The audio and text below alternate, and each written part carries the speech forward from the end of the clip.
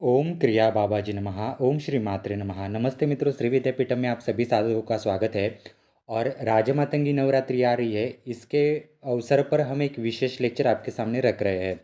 राजमातंगी की जो साधनाएं श्री विद्या में है, उसमें अलग अलग उसकी शक्तियाँ होती है।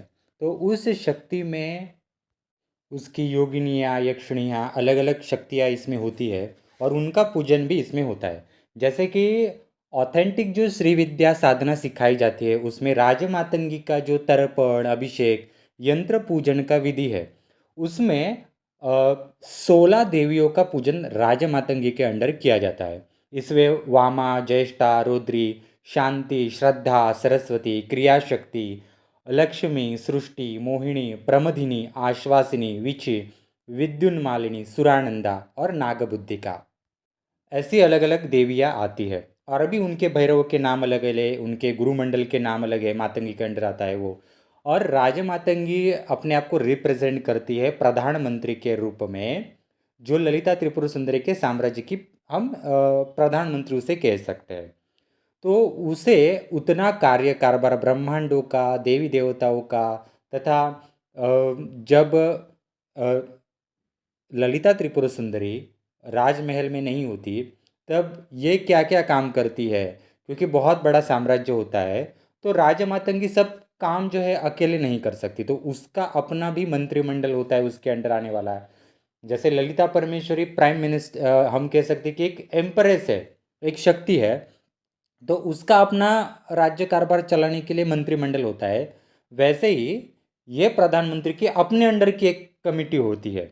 ऐसा है, जो उसका घर, उनका खुद का राजमहल, उसके वाहन, और भी बहुत सारी शक्तियों को मैनेज करने वाली ये शक्ति होती है, क्योंकि ये खुद भी एक देवी है। तो जब ये खुद देवी और महाविद्या जब होती है, तब उसकी भी शक्ति उसको मैनेज करनी पड़ती है। तो अलग अलग बहुत सारी चीज़ें इसमें होती है। तो जो अभी मैंने 16 नाम बताए राजमातंगी की पूजा विधि में आते हैं, तो इन 16 नामों में अंतिम नाम है नागबुद्धिका देवी का। और नागबुद्धिका देवी क्या करती है? नाग और बुद्धिका, इन दोनों से बना हुआ है नागबुद्धिका ये वर्ड। अब आप जानते होंगे कि जैसे हमारे अर्थ के ऊपर ये मनुष्य लोक में अनुवंशिकता होती है। हमारे पूर्वजों की देन हमारे रक्त और हड्डियों में और त्वचा में होती है। हमारे बाल, हमारा शरीर जो है हमारे पूर्वजों की देन है। और इसी श्राप और आशीर्वाद, वरदान, इनके एकत्रीकरण और बैलेंस जब होता है, तब जाके हर किसी की आगे की पीढ़ी भी आती है।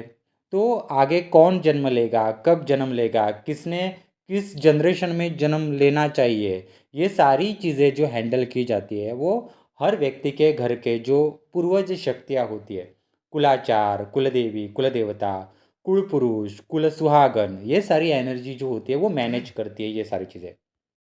तो आप कल्पना कर लीजिए, हमारे अर्थ के ऊपर इतनी सारी आबादी है। मनुष्यों की है, मनुष्य के साथ प्राणियों की है, वनस्पतियों की भी है, पशु पक्षियों की भी है, और उससे भी कई ज़्यादा जो आबादी है वो जल जल जगत में है। समुंदर, नदी, तालाब, इनमें है। तो इन सबको मैनेज करने के लिए देवी देवताओं की फौज भी जो होती है वो बहुत बड़ी चाहिए। आप कल्पना कर लीजिए, क्योंकि हर एक चीज़ को बैलेंस करना बहुत ज़रूरी होता है। तो ये सारी चीज़ें बैलेंस करने के लिए देवी देवता भी होते हैं। तो देवी देवताओं की भी शादी होती है। आपने कभी श्री विद्या में या किसी भी महाविद्याओं में आपने कभी ये सोचा है क्या कि ऐसे कौन से विधि के अनुसार ललिता त्रिपुर सुंदरी और उसके पति कामेश्वर है उनकी शादी होती है? हमारे हिंदू धर्म में शादी का एक रिवाज होता है, एक कल्चर होता है, एक हवन होता है। उसके आहुति, मंत्र, विधि, एक अलग अलग कल्चर है उसका। उसके बिना शादी नहीं मानी जाती। हाँ। और ये चीज़ें क्यों की जाती है, ये हवन, ये शक्तियों का आवाहन, ये मंत्र, ये क्यों किए जाते हैं? क्योंकि कोई स्त्री किसी के कुल में जब जाती है, तो दो स्त्री और पुरुष दोनों के पीछे जो कुलाचार, पितृशक्तियाँ जो होती है, उनको जॉइंट करना आवश्यक होता है। ऐसा है। वो सारी चीज़ें जब जॉइंट होती है, वो जॉइंट करने के लिए एक प्रोसेस होती है। इसलिए ये सारे हवन वगैरह सारी चीज़ें होती है। ये कोई इतनी आसान चीज़ें नहीं है। आजकल जो लोग एक दिन शादी कर लेते, दूसरे दिन डाइवोर्स ले लेते हैं। या फिर कुछ लोग ऐसे होते हैं कि डाइवोर्स लेने के बाद झट से दूसरी शादी के लिए भी आगे बढ़ जाते हैं।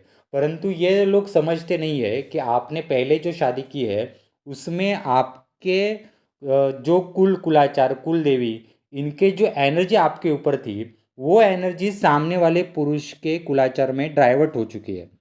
तो वो आपकी आपके पास कब लाएंगे आप?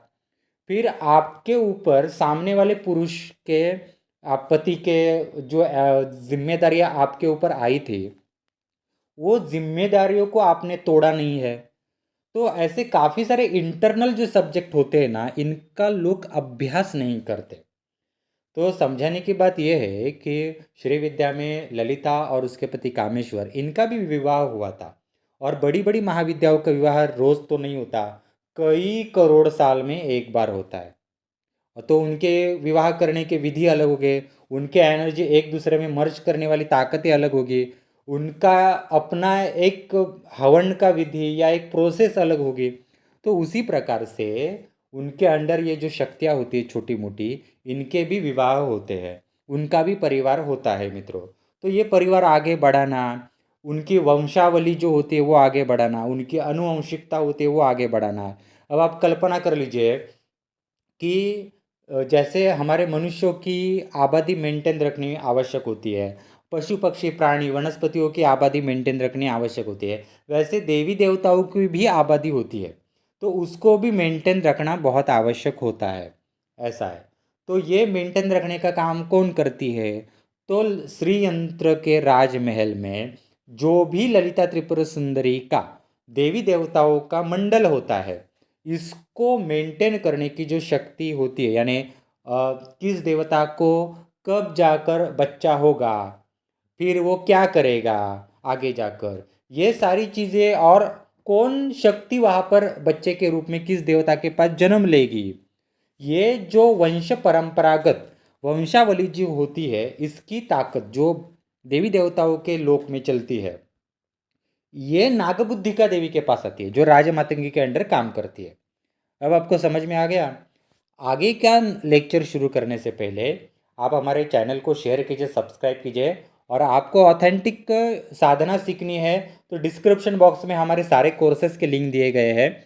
आप दुर्गा सप्तशती साधना, सिद्ध कुंजिका साधना, सुवर्णाकर्षण भैरव साधना, महामृत्युंजय साधना, और अभी हम बगलामुखी मंडल पूजा जो हमने निकाला हुआ है, इसका भी आप लाभ ले सकते हैं। ठीक है?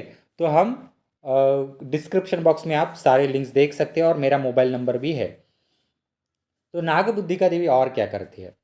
देवी देव हमारे यहाँ पे अलग अलग जाति है, उपजाति है, कास्टिज्म है, और हर कास्ट के अनुसार हर एक का कल्चर अलग अलग है। उसी के अनुसार देवी देवताओं में भी अलग अलग जाति उपजाति होती है। हर एक की एनर्जी खींचने की, एनर्जी चलाने की, एनर्जी सक करने की ताकत अलग अलग होती है। तो हर देवी देवताओं की जाति के अनुसार उनकी वंशावली और उनमें कौन से बच्चे पैदा हो गए, कहाँ से ये हो गए, तो वो सारी चीज़ें उनके पास होती है। तो नाग बुद्धि का, नाग मतलब क्या है? नाग मतलब वंश। तो ये सर्प की तरह दिखने वाली एक ये देवी होती है जो राजमातंगी के अंडर आती है। ठीक है? इसके चार हाथ होते हैं। एक हाथ में धनुष्य होता है, दूसरे हाथ में ग्रंथ होता है, चौथे हाथ में चूड़ामणि होता है, और तीसरे हाथ में चूड़ामणि होता है। चौथे हाथ में उसका जो तलवा होता है, उस तलवे पे मेहंदी से ड्राइंग किया हुआ रहता है। ये मेहंदी से जो ड्राइंग किया हुआ रहता है उसमें उसका नाम, अलग अलग नाम, और वो क्या काम करती है उसकी आइडेंटिटी उसके ऊपर ड्राइंग की हुई रहती है। और ये मेहंदी मतलब हमारे यहाँ मेहंदी के जो पान होते हैं उस टाइप की मेहंदी नहीं होती। ये होती है स्पेशल कदम्ब के जो फूल होते हैं, उनको सुखाकर ये मेहंदी बनाई जाती है। ठीक है? तो हर चीज़ का एक मीनिंग है। चूड़ामणि क्यों होता है उसका भी कुछ मीनिंग है, वो भी मैं आपको बताता हूँ। ये ग्रंथ क्या उसके हाथ में वो क्या है कि उस ग्रंथ में लिखा है कि ये नागबुद्धि का देवी क्या काम करती है, उसके पास जो श्रृंगार विद्या आती है वो क्या है, वो पवित्रता रखने के लिए उसके पास जो विद्या होती है वो क्या है। ऐसे काफ़ी सारी चीज़ें इसमें होती है।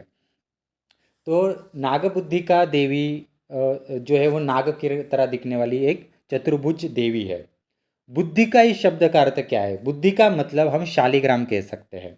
शालिग्राम मतलब हम कह सकते हैं कि पत्थर की नेक्स्ट स्टेज मतलब शालिग्राम, जो बहुत कठिन होता है, हम उसे तोड़ नहीं सकते। हाँ, और उसे किसी भी अस्त्र शस्त्र के द्वारा उसे भंग नहीं किया जा सकता। वो स्थिर रह सकती है, उसके ऊपर किसी शस्त्र का या अस्त्र शस्त्र का कोई प्रभाव नहीं पड़ सकता, उसको काट नहीं सकता। वो उसकी जो शक्ति है उसको कहते हैं बुद्धिका, इसलिए नाग बुद्धिका। देवी देवताओं में भी उनके बच्चों का रिकॉर्ड रहता है, ठीक है। और ये रिकॉर्ड जो है वो कौन संभालेगा, किसको कितने साल बाद बच्चा होने वाला है, उसको अपने पवित्रता किस तरह से जतन करना है उस अपने पवित्र चीज़ों का। कुछ चीज़ों के लिए देवी देवता यानी जो श्री यंत्र के अंडर जो कुछ देवी देवता है, वह अपने बच्चों को आगे का नॉलेज जो है, कुछ ऐसे सीक्रेट नॉलेज होते हैं उसका नॉलेज के लिए तथा कुछ पवित्र चीज़ों के लिए, कुछ तलवारी का जो ज्ञान है, कुछ अस्त्र शस्त्रों का कुछ ज्ञान है, उसको देने के लिए नागबुद्धिका देवी के पास भेजते हैं। यानी वो इसके पास ही स्पेशली आना पड़ता है और उनको वंशावली में उस चीज़ का नॉलेज भी डालना पड़ता है। ये सारी चीज़ें होती है मित्रों। तथा किसी भी भूमि की पवित्रता रखने की जो क्षमता होती है वो भी इसमें आती है, क्योंकि भूमि की पवित्रता बहुत महत्वपूर्ण होती है मित्रों। तथा राजमातंगी का जो श्रृंगार होता है उसमें से 10% एनर्जी जो है वो इसको देखनी होती है राजमातंगी की, तो इसलिए उसके हाथ में होता है चूड़ामणि। तो चूड़ामणि मतलब वो दर्शाता है कि राजमातंगी के श्रृंगार का अधिकार दर्शाती है। तो इस प्रकार से ये नागबुद्धि का जो देवी है, जो राजमातंगी के इसमें आती है। श्री विद्या साधना में सेकंड स्टेज की साधना राजमातंगी महाविद्या की है। और राजमातंगी महाविद्या मतलब मंत्र मिल गया और उसको चैंट कर लिया और रट्टा मार दिया, इस तरह से ये दीक्षाएं नहीं होती। किसी भी दीक्षा का तर्पण, अभिषेक, यंत्र पूजन, हवन ऐसे कार्यों को कुलाचार की शक्तियों से जोड़ना पड़ता है, तब एनर्जी वर्क में आती है। और हर देवी देवता मंत्रों का अर्थ मीनिंग भी समझ में आना बहुत ज़रूरी है। अन्यथा बहुत सारे लोग ऐसा समझते हैं कि राजमातंगी मतलब भगवान शिव ने जो उच्चिष्ट थूका था उसमें से निर्माण हुई शक्ति को मातंगी कहते हैं। परंतु मित्रों, वो शक्ति राजमातंगी है ही नहीं, क्योंकि ललिता त्रिपुर सुंदरी के अंदर जो है ऐसे कई हजारों शिव काम करते हैं। तो एक शिव ऐसे राजमातंगी को कैसे बना सकता है, ये बहुत सारी चीज़ें जो होती है वो लॉजिकली लोग सोचते नहीं है। तो श्री विद्या साधना में ये चीज़ें सोचना बहुत आवश्यक होती है। आज आपने एक लेक्चर बहुत अच्छे तरीके से सुना। हम आगे भी ऐसे नॉलेज लेकर आने की कोशिश करेंगे। जिनको श्री विद्या का ऑथेंटिक नॉलेज चाहिए वो हमारे श्री विद्या एसेंशियल और एडवांस श्री विद्या एसेंशियल इन कोर्सेज को ज्वाइन कर सकता है और कालीकुल श्री विद्या एसेंशियल इसका भी लाभ ले सकता है। थैंक यू मित्रों। आप हमारे डिस्क्रिप्शन बॉक्स में कोर्सेज के दिए हुए लिंक्स को भेज दे सकते हैं। धन्यवाद।